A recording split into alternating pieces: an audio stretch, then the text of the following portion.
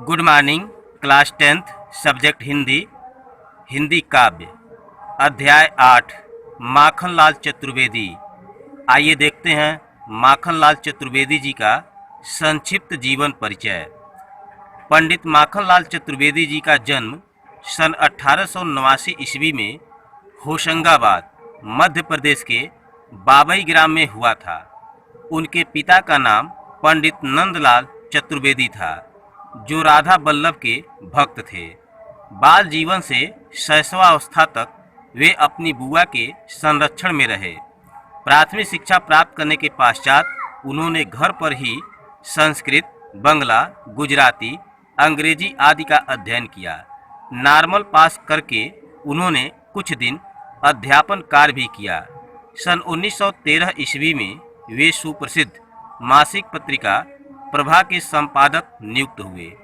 श्री गणेश शंकर विद्यार्थी की प्रेरणा तथा साहचर्य के कारण वे राष्ट्रीय आंदोलनों में भाग लेने लगे।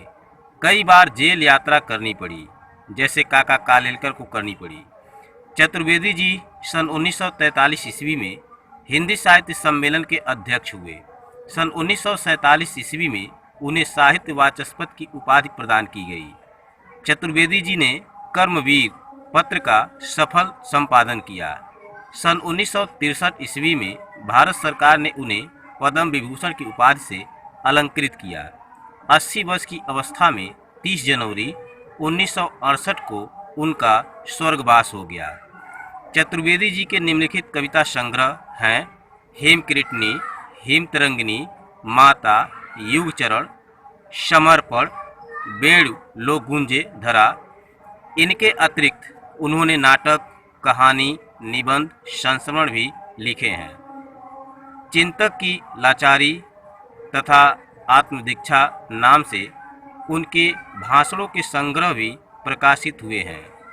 कृष्णार्जुन नाटक एवं साहित्य देवता गद्य काव्य इनकी उत्कृष्ट रचनाएं हैं।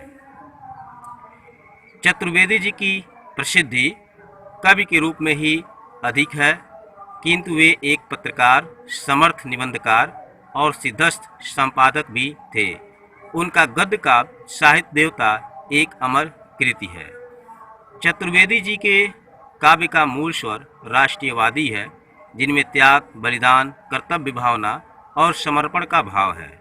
भारतीय राष्ट्रीय आंदोलन को स्वर देने वालों में उनका प्रमुख स्थान है। उनकी कविता में यदि कहीं ज्वालामुखी की तरह धधकता हुआ अंतर्मन है, तो कहीं पौरुष की हुंकार और कहीं करुणा से भरी मनुहार है। उनकी भाषा में बोलचाल के शब्दों के साथ साथ उर्दू फारसी के भी शब्द हैं। उनमें एक विचित्र प्रकार की मिठास है। उनकी छंद योजना भी नवीनतम है। हिंदी की साहित्य सेवा के उपलक्ष्य में सागर विश्वविद्यालय ने उन्हें मानद, डिलीट तथा भारत सरकार ने पद्म विभूषण की उपाधियों से अलंकृत किया है।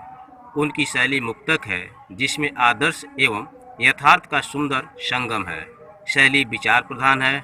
उनके काव्य में श्रृंगार एवं वीर रस का ही आधिक्य देखने को मिलता है। कवि का नाम है माखनलाल चतुर्वेदी और उनके शीर्षक का नाम है पुष्प की अभिलाषा। तो आइए देखते हैं पुष्प की अभिलाषा का व्याख्या। चाह नहीं मैं सुरबाला के गहनों में गूथा जाऊं, चाह नहीं प्रेमी माला में बिंध प्यारी को ललचाऊं, चाह नहीं सम्राटों के सौ पर हे हरि डाला जाऊं, चाह नहीं देवों के सिर पर चढ़ूं भाग्य पर इठलाऊं, मुझे तोड़ लेना बनमाली उस पथ में देना तुम फेंक, मातृभूमि पर शीश चढ़ाने जिस पथ जामे वीर अनेक। शब्दार्थ: सुरबाला देवी, सुर सुंदरी, सम्राटों, राजाओं या महाराजाओं, सौ मने लाश, इठलाऊं यानी कि गर्व करना। संदर्भ: राष्ट्रवादी साहित्य की रचना करने वाले कवियों में अग्रगण्य कविवर माखनलाल चतुर्वेदी जी की कविताओं में त्याग और बलिदान का भाव मुखर होता है।